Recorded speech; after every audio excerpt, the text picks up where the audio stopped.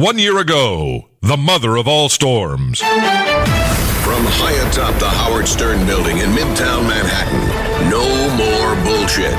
This is a Howard 100 News Brief.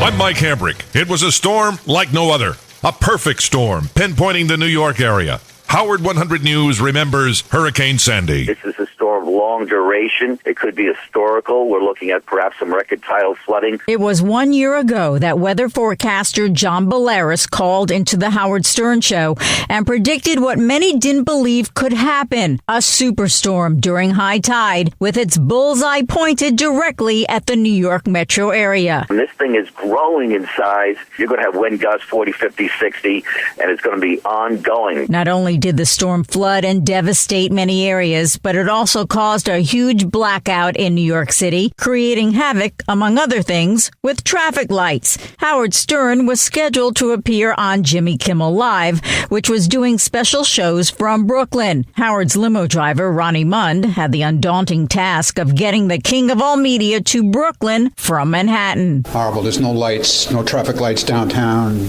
It was crazy. Ronnie got Howard to where he needed to be. How was the ride?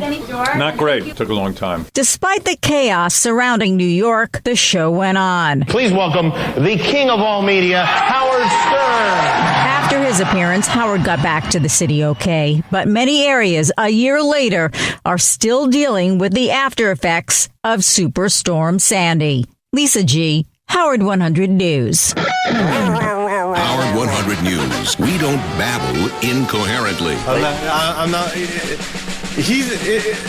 Never mind. Whackbacker Jeff the Drunk is angry and poses the question, I won the act-off with Eric the Actor, but so what? It's Howard 100 News, behind the scenes. I mean, we had the act-off. That should be the end of it, you know? Why do you think he will be given a part as well? Well, Johnny told me that he thought that both me and Eric will be in the film 100%, he said. Even though you won the act off, yeah. Johnny's trying to get Eric involved as well. Of course. We broke the story inside Studio 69. Jeff the Drunk angry that he won the contest for a movie role, but his opponent has now been promised a role as well. Jeff believes his agent has a conflict of interest. Do you think it's because Johnny represents both of you? Yes. And how do you feel about that? I'm not happy about it because it was meant to be an act-off. And I won it.